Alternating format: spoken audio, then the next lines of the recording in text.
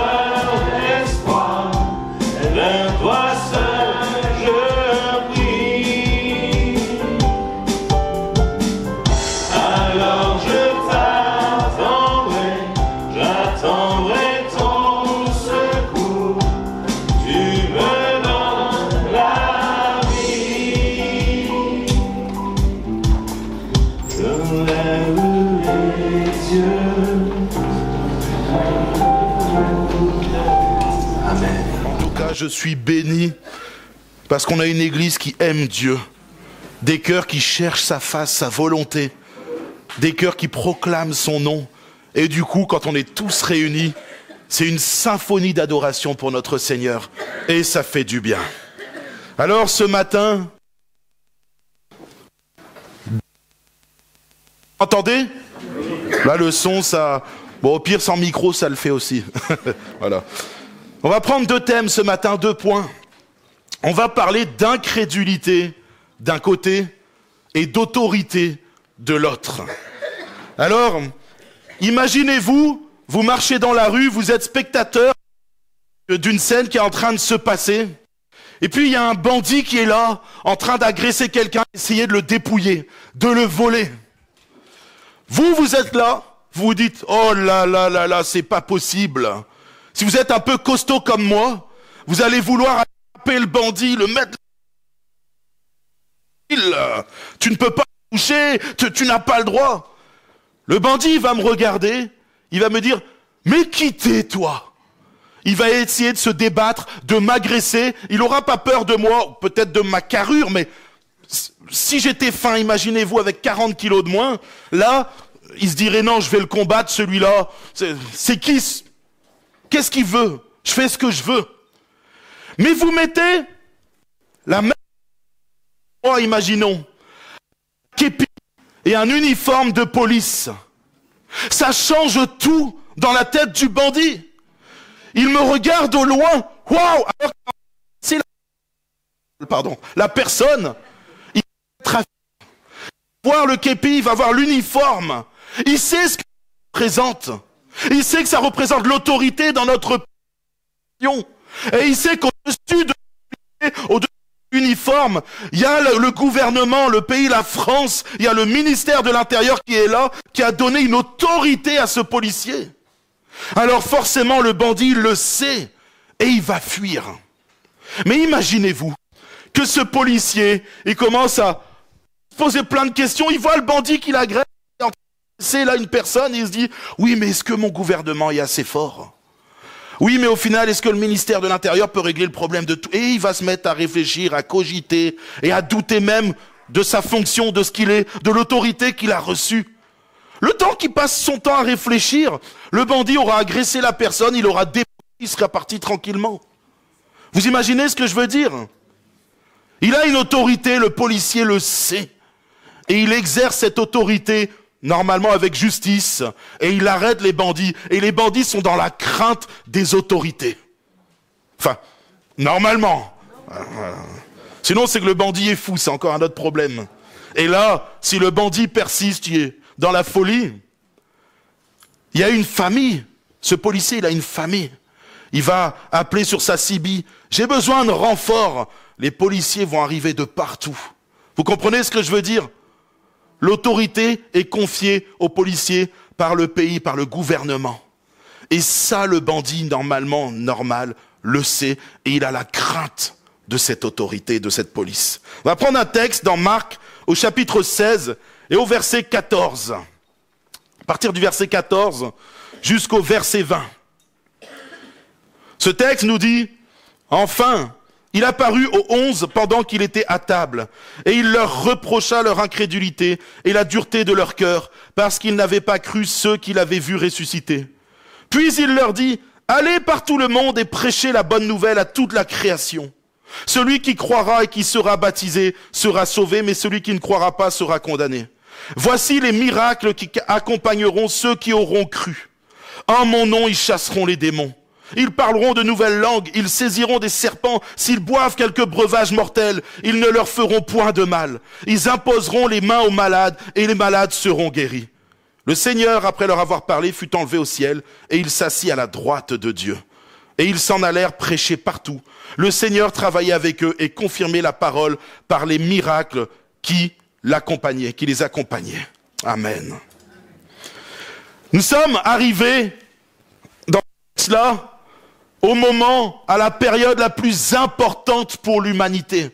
Il n'y a pas eu une période plus importante que cette période-là, que ces jours-là dans l'humanité. Jésus vient d'être crucifié. Jésus est ressuscité.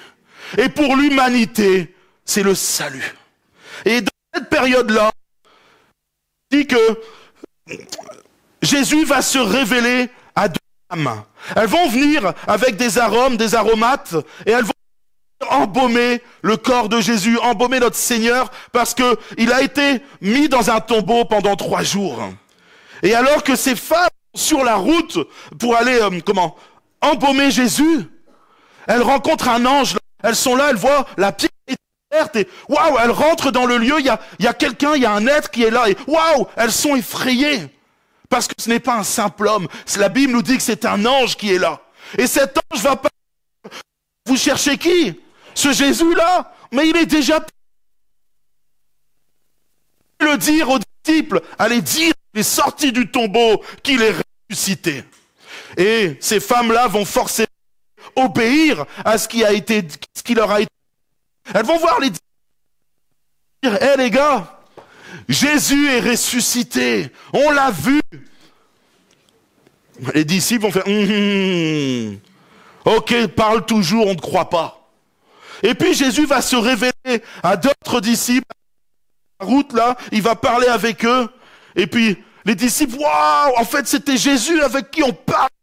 Oh, ça va bouillir en eux. Ils vont directement aller voir les autres disciples et leur dire, mais waouh, on a croisé Jésus, il est vivant. Les disciples, ok, j'entends ce que tu dis, mais non, j'ai pas envie de croire. Et là, Jésus arrive et se révèle à eux. Vous savez, à ce moment-là, même encore à ce moment-là, il y a un petit filou qui s'appelle Thomas qui va dire, moi je veux voir que ce qu'il y a dans les mains, les cicatrices, je veux voir les cicatrices de Jésus, je suis sûr que ça soit lui. Imaginez-vous l'incrédulité des disciples. C'est quelque chose d'impressionnant. Et quand on prend ce texte-là, les disciples étaient censés être au courant que Jésus allait mourir et ressusciter. Quand on reprend l'histoire de ces disciples, ils vont vivre 3 années impressionnantes auprès du roi des rois.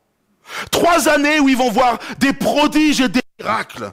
Ils vont voir des guérisons. Ils vont voir la puissance de Dieu à l'œuvre à travers Jésus-Christ. Ça va être quelque chose, mais d'extraordinaire. Ça fait des milliers d'années qu'il y a des êtres humains sur la terre et jamais rien n'est arrivé de la sorte. Jésus a accompli des choses que personne n'a dit, jusqu'à aller dire aux hommes qui étaient hey, lève-toi et marche. Il a ressuscité des morts. Personne n'avait encore fait ce genre de choses et à plusieurs reprises. Pour Jésus, c'est pas un problème. Même étant sur terre, même étant dans la peau d'un homme, il reste Dieu, il est tout puissant. Et les disciples ont été dans sa présence. Ils ont vu toutes ces choses-là, glorieuses. Alors quand Jésus, à un moment, va leur dire, hey, mais il va falloir un moment que je souffre. Aille à Jérusalem et que je souffre et que je meure. Il y en a un qui va se lever, il va dire, viens avec moi, toi, Jésus, on va discuter là. Je l'imagine la main dans la poche, comme ça, il regarde Jésus. Enfin, dans la poche, dans les tuniques, je ne sais pas s'il y avait des poches. Mais je l'imagine dire à Jésus, ah, que ne plaise à Dieu, ça t'arrivera pas. Vous savez, bon, on est facile à juger, nous, les êtres humains. Ah, Pierre, mais quel insolent. Mais imaginez-vous, vous êtes avec Jésus, vous savez que c'est le Fils de Dieu, vous vous dites, ah, mais non, il faut pas qu'il t'arrive ça. Il n'avait pas encore compris ce plan que Dieu avait mis en place pour notre salut. Et Pierre, il entend ça, il dit, mais non, t'es trop puissant, Jésus, mais je veux pas, moi, que tu meurs. Non, ça n'arrivera pas. J'avais prévenu les disciples. Je vais mourir, les gars. Et 3 jours après, je vais ressusciter. C'est comme ça. Et quand enfin arrive le moment où Jésus est crucifié, quand enfin arrive le moment où Jésus avait proclamé qu'il allait mourir et qu'il allait ressusciter pour le péché de l'humanité, pour sauver, pour pardonner, les disciples, on vient leur dire, hey, Jésus est ressuscité. Non, je te crois pas. Mais les gars, quand même, Jésus vous l'a averti. Et maintenant, il y a des femmes qui viennent vous dire que c'est arrivé. Non. Et puis il y a d'autres disciples qui disent, on l'a vu. Non, toujours pas. Jésus ne va pas reprocher à ses disciples le déni. Il ne va pas reprocher à ses disciples d'avoir fui. Vous savez, de s'être caché même. Hé Pierre, t'étais avec ces gars, toi? T'étais avec ce Jésus? Non, une fois, 2 fois, 3 fois. Jésus, quand il va revenir là à ce moment-là, il va pas faire le reproche à ses disciples d'avoir fui, d'avoir même renié, d'avoir fait toutes sortes de choses qui n'étaient pas forcément belles. Il leur reproche leur incrédulité et la dureté de leur cœur. Alors, on va voir un petit peu comment combattre l'incrédulité.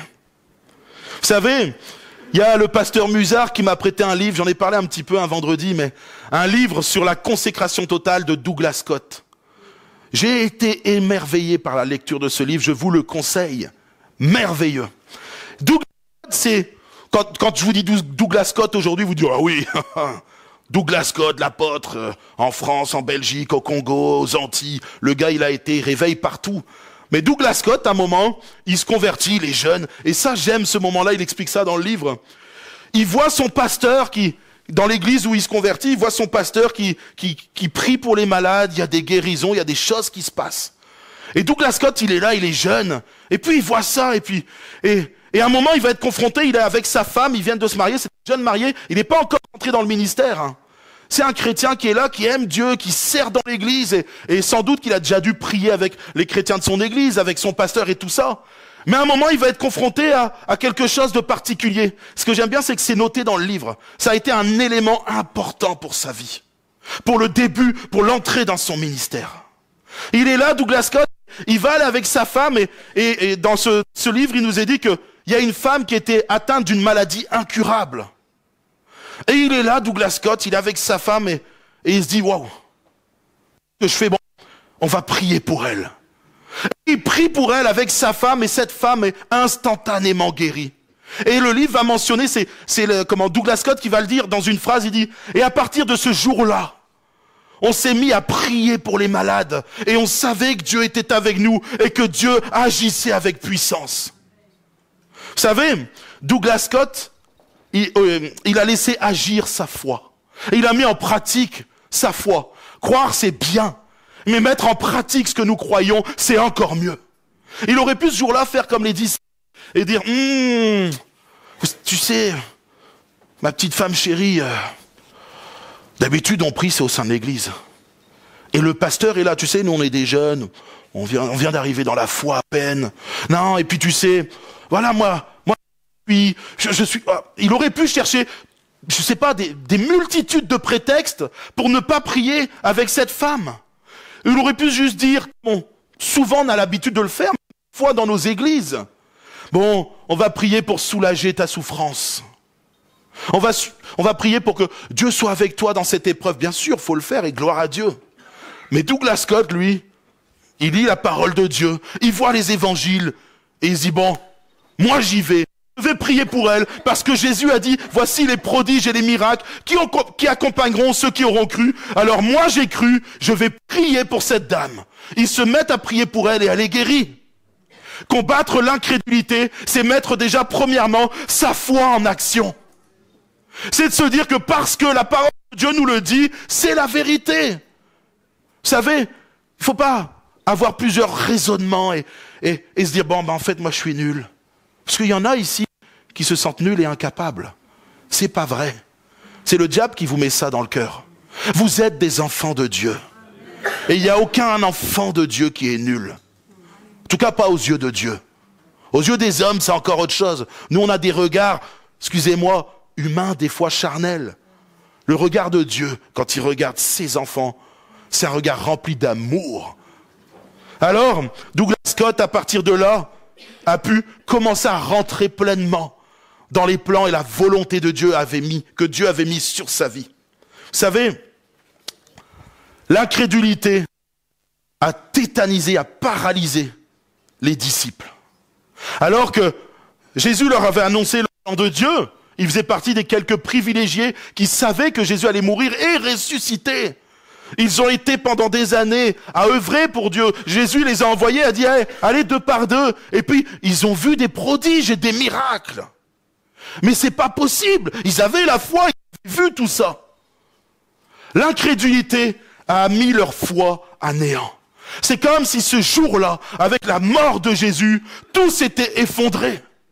Avec la mort de Jésus, c'est comme si leur foi avait disparu. Mais qu'est-ce qui a bien pu se passer? Ils se sont enfermés.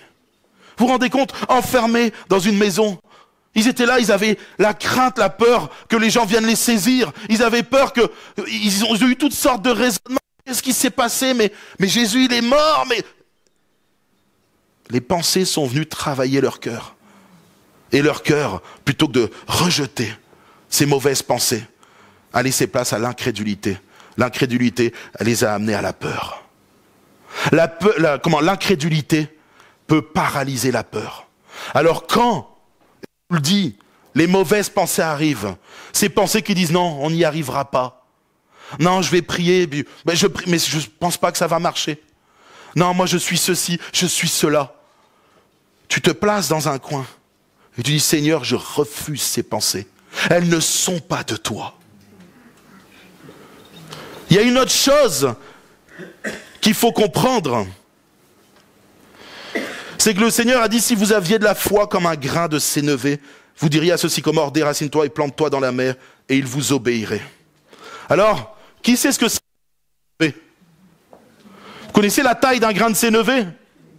Ouais. Ah oui, c'est pas un gros truc comme ça que tu plantes en terre, tu as du mal, tu es obligé de creuser un grand canyon pour que ça pousse. C'est un tout petit truc. À cette époque-là, on disait même que c'était la plus petite graine qui existe. Et Jésus, il va dire quoi? Il a prévenu ses disciples, il leur a dit, si vous avez même une foi aussi petite que ce grain de sénévé, vous feriez des choses extraordinaires. Vous savez, heureusement que Jésus n'a pas dit, il vous faut une foi de la taille de l'Himalaya. Parce qu'on aurait tous échoué au test de la foi. En tout cas, moi, j'aurais échoué. Jésus leur a dit, mais écoute, crois en moi, juste comme ça. Tu crois juste en moi, mais de cette petite taille-là. Et après, c'est moi qui vais faire les choses pour toi. C'est moi qui vais agir. Mais toi, aie juste cette petite foi de la taille d'un grain de sénévé, et tu verras ma gloire s'accomplir dans ta foi. Aujourd'hui, il faut comprendre une chose. La foi doit être agissante. Vous ne devez pas dire, moi je crois en Jésus, et c'est bon. Moi j'allais dire Mazel Tov. Vous savez, j'aime bien dire des mots hébreux comme ça. Voilà. Et en plus, Mazel Tov, on m'a dit ce que ça voulait dire, Seigneur. Bon. Shalom Malirem, voilà, c'est mieux. Vous savez, Dieu nous demande d'agir. Il nous demande d'agir. Et quand on met notre foi en action, quand on croit que tout est possible à celui qui croit, alors Dieu agit. Vous savez, Jésus, à plusieurs reprises dans les évangiles, va dire « qu'il en soit fait selon ta foi ». Il ne dit pas que ta foi soit immense et tu verras. Non, qu'il en soit fait selon ta foi. Si tu as la foi que Dieu peut agir dans ta vie, Dieu agira dans ta vie. Si tu as la foi que Dieu peut guérir, Dieu guérira. Il n'y a aucun souci. Qu'il en soit fait, mes frères et mes sœurs, selon votre foi. Alors ayez la foi au moins aussi petite qu'un grain de sénévé, et Dieu va agir à travers chacun d'entre vous. Jésus va reprocher une deuxième chose. Dans ce texte-là, c'est la dureté de cœur. Jésus va reprocher aux disciples d'avoir un cœur dur. Pourquoi? Parce que quand on vient leur dire « Hey, il s'est passé ça !» ils refusent de croire. « Hey, à 2 reprises, il s'est passé ça !» ils refusent de croire. Mais quand Jésus même, au final, leur avait dit « Il va se passer ça !» ils ne voulaient pas le croire. Parce que peut-être que ça les arrangeait pas. Peut-être que, peu importe pourquoi les raisons, mais ils ont refusé de croire en ce que Jésus disait. Vous savez, notre foi, elle doit être basée sur la parole de Jésus-Christ. Vous connaissez ce petit texte, ce petit verset qui dit « Ainsi la foi vient de ce que l'on entend, et ce que l'on entend vient de la parole de Christ. » Vous savez, la parole de Christ, elle produit la vie. La parole de Christ, elle transforme les cœurs. Elle change les vies. Et d'ailleurs, comment le monde a été créé? Par la parole. Alors nous devons être au bénéfice de cette parole. Nous devons désirer toutes les paroles qui sortent de la bouche de Dieu, qui sortent de la bouche de Christ. Nous devons ardemment désirer, chercher cette parole. Et cette parole, nous l'avons, c'est la Bible. J'aimerais vous dire ce matin que nous devons nous nourrir de la parole de Dieu afin de chasser toute incrédulité. Et plus nous nous nourrissons de cette parole, plus nous nous nourrissons de tout ce qui vient de Jésus-Christ, et plus notre foi grandira. Du crâne s'élever, peut-être que ta foi sera comme l'Himalaya, au point où tu marcheras et des gens seront guéris à ton ombre. C'est arrivé dans la Bible. L'apôtre Pierre a marché et juste avec son ombre, les gens étaient guéris. Alors peut-être que ce matin, tu dis, moi, non. On a tous une marge de progression avec le Seigneur. Et je peux vous dire, jusqu'à la fin de notre vie, jusqu'aux 150 ans de Maggie, elle aura encore à progresser, Maggie. Hein, ma sœur? Même si quand vous parlez avec elle, je peux vous assurer que c'est une femme de foi. Et là, je mets au défi tous les jeunes, là. Tous les jeunes qui sont là, allez voir Maggie, parlez avec elle. Vous allez voir la femme de cette foi. Ouf. La foi de cette femme. Hein? Et vous allez voir que c'est une femme de foi. Et elle va prendre beaucoup. Et quand je dis aux petits jeunes, tous ceux qui ont moins de 80 ans, face à Maggie, c'est jeune. Hein? Ouais. Ok? Allez parler à Maggie, demandez son témoignage. Vous allez voir ce qui va se passer. Ça va produire en vous quelque chose de bon. Ce que l'on entend vient de la parole de Dieu. Et les expériences de Maggie, sa vie, elle vous parlera de la parole de Dieu, elle vous parlera de Jésus et de tout ce que Jésus a fait pour elle. Et vous verrez que ça aussi, ça fera grandir votre foi. Mais pour chasser l'incrédulité, il faut lire la Bible. Et la dureté du cœur, vous savez, ce que j'aime aujourd'hui, c'est que souvent, on va sélectionner dans la Bible ce qui nous arrange. Moi, j'ai appelé ça l'évangile fast-food. Ah ouais, c'est vrai. Moi, je vais dans un fast-food. Et c'est une réalité. Hein. Aujourd'hui, tu es à les bornes, là, tu fais plus, moins, plus. Moi, j'arrive à la borne, viande, plus, jusqu'à que ça sature. Mince. Moi, j'aime la viande, donc forcément, au bout d'un moment, les 3000 maximum. Tomate, moins. J'ai dit, salade, je suis pas un escargot. mais en réalité, quand j'arrive à la borne, je sélectionne ce que je veux. Je me fais le sandwich qui m'arrange. Et c'est bien, il n'y a rien de mal avec ça, attention. Je suis pas en train de vous dire laissez le sandwich tel qu'il est. T'es allergique aux tomates, mais pas de tomates dedans. Mais avec la parole de Dieu, c'est autre chose. On peut pas se faire notre petite recette perso. Ça marche pas. Tout ce qui est dit dans la parole de Dieu est bon pour nous, est bon pour notre âme. Tout ce qui est mentionné dans la parole de Dieu est là pour nous faire grandir, est là pour nous étirer, et surtout quand ça nous dérange. Et je dis bien surtout quand on est dérangé par la parole de Dieu. C'est là où le Saint-Esprit veut travailler en nous. Il a quelque chose à nous dire. Ah, Seigneur, c'est vrai que j'ai l'habitude de mentir, mais tu sais, dans la Bible, j'ai vu que certains mentaient, puis t'as eu l'air d'exaucer, donc je pense que tu valides la Bible. Tu sais, il y en a qui négocient avec Dieu. Moi, j'ai entendu des chrétiens me dire, oui, tu peux mentir. Mais véridique, c'est des discussions que j'ai eues et des débats avec des chrétiens. Libre à eux de penser ce qu'ils veulent. Je suis pas là pour les juger. Ils font ce qu'ils veulent. Mais quand je lis la parole de Dieu, rien dans les Écritures ne permet le mensonge. Alors, si tu es un menteur et que tu combats avec le mensonge, n'essaye pas de justifier ton péché en tordant la parole de Dieu ou en enlevant des versets. La parole de Dieu, quand elle vient et elle t'étire, elle te travaille, c'est pour ton bien, c'est pour te rendre meilleur, c'est pour te façonner afin que tu sois à l'image de Jésus-Christ. C'est pas pour te juger. La Bible n'est pas là pour te juger. Elle est là pour te permettre d'être sauvé. Le jugement viendra après, les amis. Pour l'instant, on est sous la grâce. Jésus n'est pas venu juger le monde, mais le sauver. C'est ce que la parole de Dieu nous dit. La parole de Dieu nous avertit. Ah oui, elle est là pour nous avertir, pour qu'on puisse être sauvés. Elle est là pour venir séparer tout ce qui est charnel, spirituel, pour enlever tout ce qui est mauvais en nous. Comme une épée à double tranchant, même plus tranchant qu'une épée à double tranchant. Elle vient, elle produit quelque chose dans les cœurs. Et à ce moment-là, plutôt que de dire j'enlève la tomate, j'enlève la salade, non. Laisse le Saint-Esprit travailler ton cœur, afin de l'adoucir. Vous avez un cœur de pierre, je vous donnerai un cœur de chair, dit le Seigneur.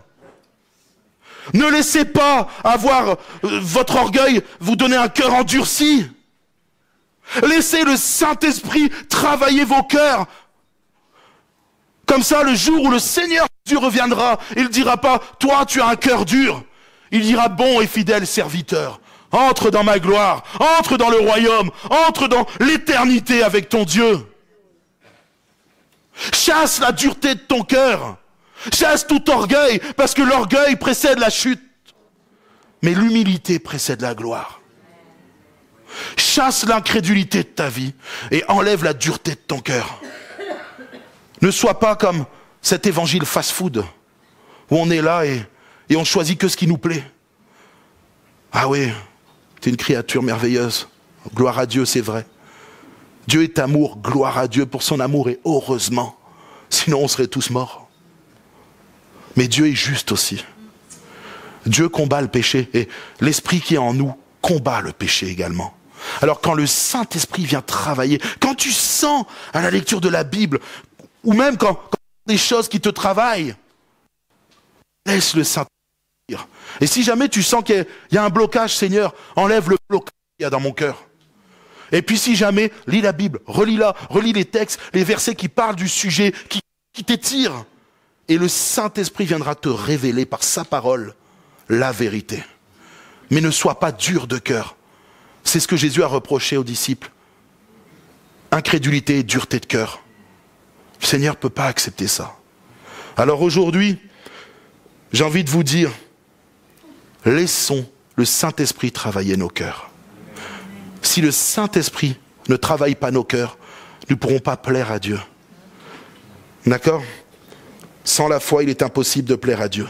Vous connaissez ce verset ? Laissons le Saint-Esprit nous travailler. Faisons grandir notre foi en lisant la Bible, en passant du temps dans la prière, afin que le Saint-Esprit nous étire et nous fasse grandir. On va passer au deuxième point.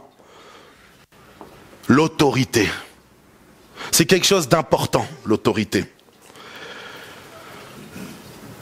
Le Seigneur Jésus, dans ce texte, va nous mandater. Il va nous mandater pour une mission particulière. Il va dire, allez prêcher la bonne nouvelle au monde entier. Si dans la première, le Seigneur est venu nous corriger notre incrédulité, corriger notre dureté de cœur, maintenant il dit, maintenant que tu as été corrigé, j'ai gommé ce qui n'allait pas chez toi, là, je vais t'envoyer. Alors vas-y, il y a beaucoup de travail pour toi. Et dans cette partie-là, nous sommes appelés à sortir de nos zones de confort. Nous sommes appelés à sortir de notre église ici, parce que là c'est bien, ce matin on est là, Kumba. En plus, notre frère, il a pris des chants, forcément ça bouillonne dans notre cœur, des chants qu'on connaît, qu'on aime chanter. Mais le Seigneur ne nous demande pas que de venir chanter le dimanche. Le Seigneur ne nous demande pas juste de nous retrouver entre nous, entre chrétiens, et dire « Waouh, c'est cool, sois béni mon frère, ma sœur, je te fais la bise, tout va bien et tout. » C'est bien, gloire à Dieu pour ces temps bénis. Faites pas la bise si vous êtes malade, s'il vous plaît. Voilà. Mais gloire à Dieu pour les autres qui sont malades et on se fait la bise. C'est très bon, c'est très bien. C'est ce qu'on appelle la communion fraternelle. On partage ensemble, on est avec nos frères et sœurs. Et il faut ces temps-là. Et je vous encourage même à avoir ces temps-là aussi en dehors. Allez vous visiter les uns les autres. Allez ensemble et priez. Retrouvez-vous et passez du temps à parler des choses de Dieu. Et parfois même à parler de football, d'autres choses. C'est pas mauvais, c'est bien aussi. Mais passez du temps les uns avec les autres. Apprenez à vous connaître. C'est ça qu'on appelle la communion fraternelle, pas seulement dans l'église. À l'extérieur aussi, c'est bien. Parce qu'à l'église, c'est un bonjour, au revoir, on se parle vite fait, mais on ne se connaît pas plus que ça. Mais quand on se voit en dehors de l'église, on apprend à se connaître. On apprend à savoir qui j'ai en face, qu'est-ce qu'il a vécu, le témoignage de sa vie. Alors aujourd'hui, prenez du temps à partager les uns avec les autres. Mais le Seigneur ne nous appelle pas qu'à ça. Allez prêcher l'évangile, prêcher la bonne nouvelle. C'est important qu'on puisse sortir de notre zone de confort, qu'on puisse voir Jésus à l'œuvre. Et c'est là où notre foi va être mise en pratique. C'est là où vous allez pratiquer votre foi. Voir si ce que vous avez eu dans la théorie, et dans la pratique, ça fonctionne. Je vous assure que ça marche. Je vous assure que quand le Seigneur est avec vous, quand il vous mandate, il vous envoie, il fait tout ce qu'il faut pour que vous puissiez mettre en œuvre tout ça. Alors certains vont dire, mais moi je ne sais pas prêcher l'évangile. D'ailleurs, c'est quoi prêcher l'évangile? Est-ce que quand je prêche l'évangile, je vais prêcher la jeunesse dans la rue? T'es là, tu rencontres quelqu'un, commencement était la parole. Je vais dire, celui-là, il est fou, quoi. Ou tu attrapes le gars qui marche dans la rue, tu dis, viens, on va discuter. Est-ce que tu mens, toi? T'es un menteur? Tu devrais pas mentir, c'est pas bien, la Bible dit que... Le gars, il va se dire, mais attends, j'ai envie de mentir si je veux. D'ailleurs, il va argumenter toutes sortes de choses pour dire que parfois le mensonge, c'est bon. Si tu lui dis de pas tricher, il va dire, mais attends, les impôts m'en prennent trop, faut que... Tu le dis aux chrétiens. Tu le dis à ceux qui sont des nouveaux, à ceux qui connaissent, qui sont des disciples ou qui sont en train de devenir des disciples. D'ailleurs, il faut toute une vie pour faire un disciple. C'est vrai ou pas? Maintenant, il y a des disciples qui sont bébés dans la foi, des micro-disciples. Voilà, on les fait grandir. Des enfants, des hommes et des vieillards dans la foi. Vous comprenez ce que je veux dire? À un disciple, tu peux lui dire de ne pas mentir, parce qu'il est rempli du Saint-Esprit, il est né de nouveau, et il le sait. Mais à quelqu'un qui n'est pas né de nouveau, qui n'est pas un disciple, ne va pas le bassiner avec tes histoires, il va dire, mais toi, laisse-moi tranquille. Par contre, dans la rue, c'est quoi prêcher l'évangile? Est-ce que c'est parler de l'Apocalypse? Est-ce que c'est parler d'actes des apôtres? Le Saint-Esprit agissait avec puissance. Le gars, il va dire, ouh, c'est quoi le Saint-Esprit? Le gars, qu'est-ce qu'il raconte? Quand on prêche l'évangile, on parle de Jésus-Christ. La Bible nous dit, à travers Paul qui va répondre magistralement à cette question, et qui va dire, car je vous ai transmis, dans 1 Corinthiens 15, car je vous ai transmis avant toute chose, comme je l'ai aussi reçu, que Christ est mort pour nos péchés, selon les Écritures, qu'il a été enseveli et qu'il est ressuscité le 3e jour, selon les Écritures. Quand tu vas prêcher la bonne nouvelle dans les rues, quand tu parles aux gens qui ne sont pas chrétiens, tu peux commencer par leur dire, nous sommes des pécheurs, tu es un pécheur. Il va dire, waouh, mais non, je suis pas quelqu'un de mauvais. Si, parce que tu vis sans Dieu dans ta vie. Ça, c'est le péché.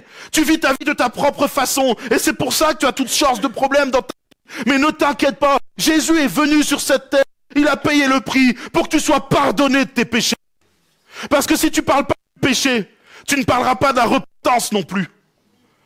Vous savez, sans repentance, il n'y a pas de salut pour les gens. Il n'y a pas de pardon des péchés. Et quand les gens vont dire, mais attends, comment ça se fait? Mais pourquoi Jésus peut me pardonner de mes péchés? Mais il est mort sur la croix. Il a pris le péché avec lui. Il a rendu le péché inerte pour tous ceux qui acceptent Jésus-Christ comme sauveur et Seigneur. Et il est ressuscité le 3e jour. Que tu puisses avoir accès à cette vie éternelle. Et si tu acceptes Jésus comme ton sauveur et ton Seigneur, le péché n'aura plus aucune emprise sur toi. Tu dois dire la vérité au monde. Alors qu'aujourd'hui, hier j'étais en train d'écouter quelque chose sur le plateau télé, ils étaient en train de débattre pour savoir si on devait enlever Noël même du langage français. Ils veulent éradiquer Jésus de la société française. Ils veulent éradiquer Jésus de la vie des chrétiens, de la vie des non-chrétiens entiers, d'ailleurs même dans l'Europe. C'est l'Europe qui a commencé à faire ça dans ses lois. Alors plus que jamais, nous les enfants de Dieu, nous devons prêcher Jésus-Christ. Nous devons dire au monde qu'ils peuvent être pardonnés de leurs péchés, que Jésus a une solution pour eux. Nous devons dire au monde Jésus est là, qui peut les guérir même intérieurement. Là où les psychologues sont incapables d'agir en profondeur. Les addictologues, tout ce que vous voulez, sont incapables de livrer réellement qui a été addict. Lui, Jésus, il est capable de le faire. Il faut leur dire qu'il est le Fils de Dieu et que rien ne lui est impossible. Si le monde ne se lève pas, si les chrétiens ne se lèvent pas pour prêcher l'évangile sur cette terre, qui va le faire? Jésus dit même que les pierres le feront. J'aurais honte de voir un caillou le faire à ma place. J'abuse en disant un caillou, parce que derrière, il y a toute une notion. Je ne vais pas faire un enseignement ce matin sur les cailloux, sur les pierres. Ce matin, mes frères et mes sœurs, nous devons prêcher l'évangile. Nous devons prêcher Jésus-Christ. Et aujourd'hui, on a tendance à le faire de moins en moins. On est dans des églises qui ont plus tendance à prêcher la guérison. Mais ils oublient de prêcher le Dieu de la guérison. Ils prêchent sur l'amour, en oubliant de dire que Jésus et que Dieu, il est aussi juste. Ils prêchent sur toutes ces choses-là, en oubliant une partie du message et une partie principale du message. La repentance, le péché, la reconstruction de Dieu dans les cœurs, etc. Aujourd'hui, on préfère prêcher, vous savez, de façon fast-food. On prêche sur des thèmes qui attirent les foules, qui attirent les gens. C'est bien de prêcher sur la guérison, je le prêche aussi. C'est bien de prêcher sur l'amour. Je pense qu'on le prêche à... Enfin, j'espère que vous ressentez l'amour de Dieu tous les dimanches quand je prêche. Sinon, c'est que je me loupe. Parce que Dieu est amour. La parole de Dieu parle de l'amour de Dieu, de la Genèse à l'Apocalypse. Mais le monde a besoin de connaître Jésus-Christ. Et si nous ne le faisons pas, si nous ne sortons pas de notre zone de confort pour dire au monde, « Hey, Jésus t'aime. Hey, comme Douglas Scott, je vais prier pour toi. Et Jésus peut agir, il peut te guérir. » Le monde n'entendra pas parler de Jésus et le monde ne pourra pas se repentir. Et le monde sera perdu pour l'éternité. Nous avons une responsabilité, mes frères et mes sœurs, sur les gens qui nous entourent, les gens que nous croisons. Dans l'évangile, quand on dit « Allez de par le monde prêcher l'évangile », il ne faut pas non plus qu'on s'imagine qu'il faut aller de l'autre côté de la terre. Ils l'ont fait, gloire à Dieu. Jusqu'à traverser la rue, et il y a des gens là, ici, en face, loin de Dieu. Pardon, je suis en train de m'énerver sur l'estrade. Il y en a qui vont aller prêcher dans d'autres pays. Toi, tu peux prêcher sur les campus, etc. Là où tu vas, les gens ont besoin de savoir que tu es un chrétien, que tu aimes Jésus. Et ils ont besoin de savoir que Jésus est le seul à pouvoir les sauver. Alors voilà la mission que Jésus donne à l'Église. Aller de par le monde. Vous savez, tout comme le gouvernement et le ministère de l'Intérieur mandatent les policiers et donnent une autorité aux policiers, Jésus nous envoie pour prêcher l'Évangile. Il nous mandate et il nous donne aussi une autorité pour.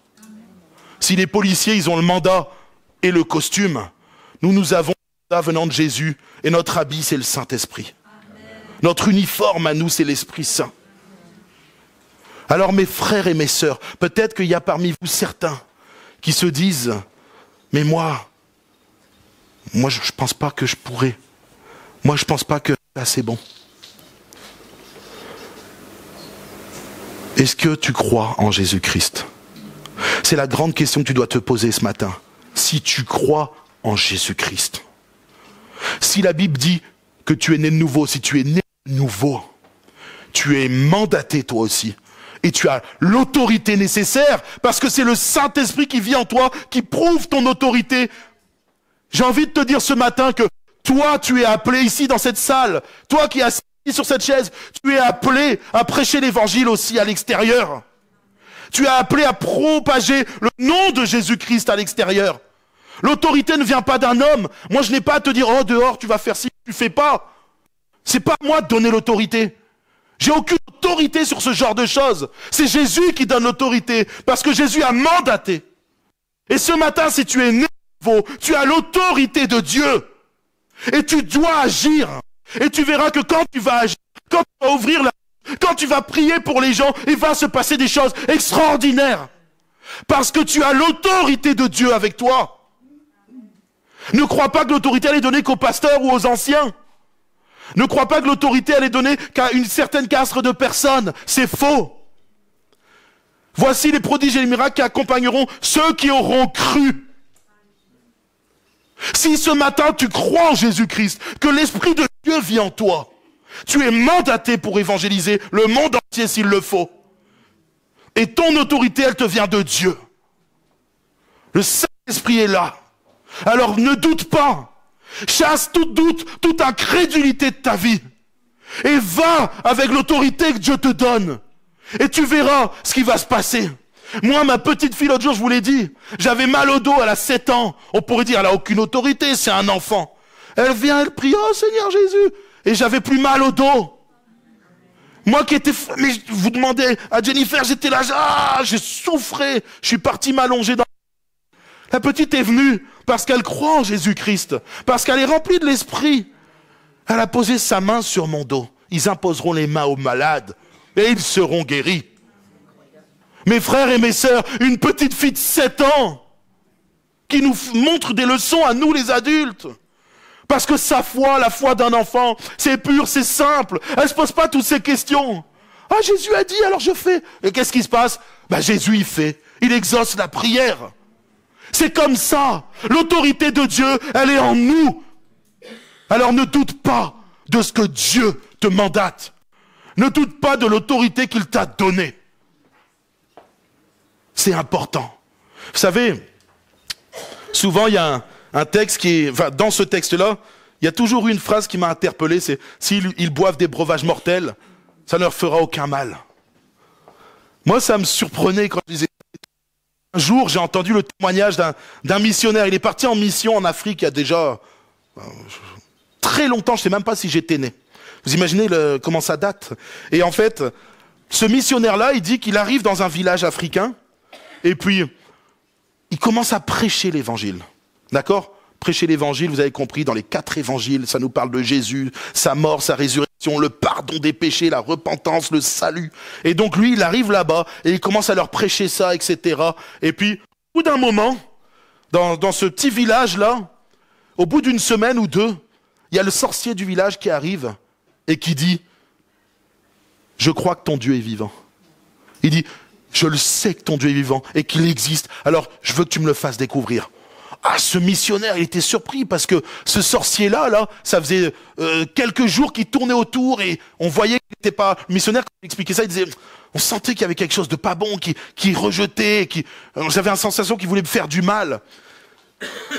Le sorcier se convertit, il accepte Jésus-Christ comme son sauveur et Seigneur. Vous savez ce que dit le sorcier? Je me suis converti parce que je t'ai empoisonné pendant plus d'1 semaine. Et chaque jour, je regardais si tu allais mourir.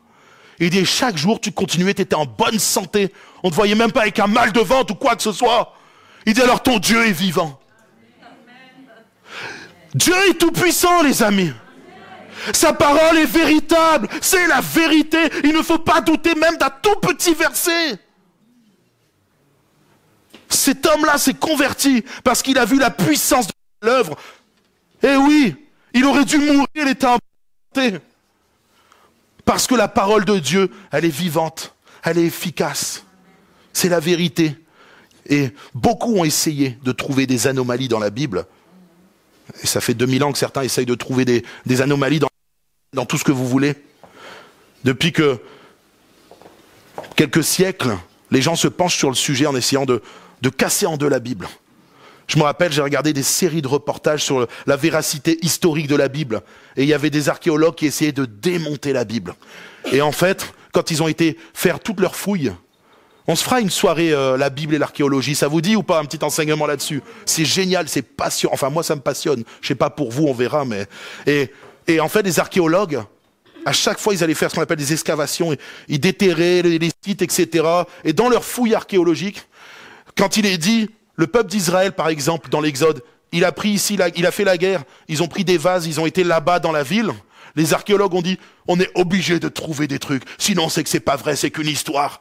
Ils allaient, ils déterraient, et vous savez quoi? Le pot qui a été là-bas, ils le retrouvaient de l'autre côté. Là exactement où la Bible disait. Bon, ils ne sont pas convertis pour autant. Hein.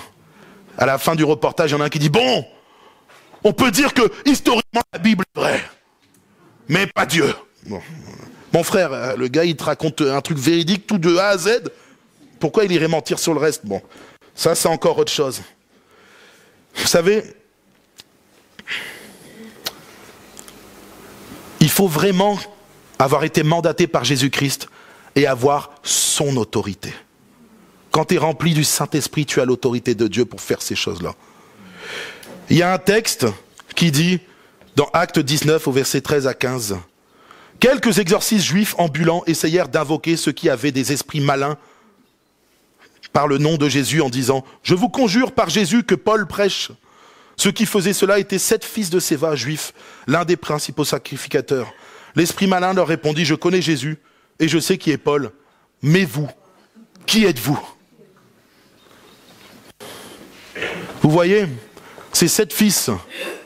Pourtant, les disciples, les apôtres, ils allaient 2 par 2. Même certains l'ont fait seuls. C'est déjà arrivé dans l'histoire. Des pasteurs qui ont fait des choses seuls. Mais ils étaient mandatés, ils avaient l'autorité de Dieu. Et la puissance de Dieu s'exerçait. Mais ces 7 fils-là, ils n'avaient pas reçu l'autorité de Dieu. Parce qu'ils n'étaient pas nés de nouveau. Alors, ils avaient entendu les miracles qui s'accomplissaient par la main de Paul. Oui, par ce Jésus que Paul prêche. Vous avez vu la réponse des démons, elle est quand même assez intéressante. Ah, Paul, oui, je sais qui c'est. Tu vois, mes frères et mes sœurs, quand vous avez l'autorité de Dieu, les démons savent qui vous êtes et ils tremblent. Parce que vous ne venez pas par vos propres forces. Vous venez par la puissance de Dieu, par la puissance du nom de Jésus et par la puissance du Saint-Esprit. Ne faites jamais des choses si vous sentez que vous n'êtes pas prêt, tout simplement que vous n'êtes pas né de nouveau. Si l'Esprit de Dieu n'est pas en vous, si vous n'avez pas accepté Jésus-Christ comme votre Sauveur et votre Seigneur. C'est important parce que tout le monde veut un Jésus Sauveur. Et d'ailleurs, en général, les gens sont touchés par le Jésus Sauveur. Plein d'amour qui vient, qui donne sa vie pour nous. Et c'est merveilleux. Et gloire à Dieu pour le Jésus Sauveur. Mais gloire à Dieu pour le Jésus Seigneur aussi. Nous devons obéir à sa parole. Obéir à ses commandements, à tout ce qui vient de lui. Parce que quand nous obéissons à la parole de Dieu, c'est là où réellement nous sommes heureux. C'est là où réellement nous sommes remplis d'amour et de joie. C'est marrant quand même. Hein. Mettre en pratique la parole de Dieu, ça nous rend heureux. Et c'est quand on ne le fait pas qu'on commet des erreurs, des bêtises, des péchés. C'est là où on est malheureux. Alors mes amis, quand vous serez nés de nouveau, ça veut dire que vous aurez accepté Jésus-Christ comme Sauveur et Seigneur et que l'Esprit de Dieu sera là en vous, qui travaillera vos cœurs. Alors vous aurez le mandat et l'autorité du Roi des Rois. Mais en attendant, on va s'arrêter là parce que l'heure passe. En attendant, chassez toute incrédulité de votre cœur. Quand les mauvaises pensées viennent en disant vous n'êtes pas assez ci, vous êtes comme ça ici, et peut-être, et le doute arrive, prenez un temps dans la prière, prenez une semaine de jeûne et prière s'il faut. Dites Seigneur, chasse toutes ces pensées. Vous êtes peut-être attaqué en ce moment par les pensées de l'incrédulité, à dire je suis pas assez bon, je suis pas assez ceci, ou je suis pas assez grand, je suis pas pasteur, je suis pas... Mettez-vous un temps devant Dieu. Pour commencer, dites-lui Seigneur, je te demande pardon pour mon incrédulité. Je te demande pardon parce que j'ai douté. Et passez un temps à dire Seigneur, chasse toute incrédulité de mon cœur et de ma vie. Tu m'as mandaté, je crois en toi, je suis rempli du Saint-Esprit. Alors Seigneur, envoie-moi là où tu le veux. Amen. Amen. On va courber nos fronts, si vous le voulez bien.